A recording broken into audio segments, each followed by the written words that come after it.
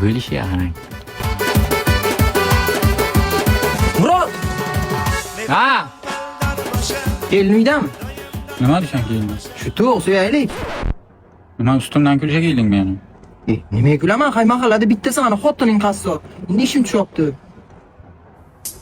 Xotin, Ha? senga xiyonat qilsam nima qilasan? Chopaman. Yangam qayerdalar? Nima ishing bu? Yaqinda to'yimga uylanaman, shunga mol so'ydiradilar demoqchi edim-da. Nima hammangdan? Kulsa kelasanmi? Oxirgi o'zingiz so'yib bering bo'lmasa. Ondan qo'rqaman. Chaqirishimda. Dilnoza, qaragan mol so'yish kerak.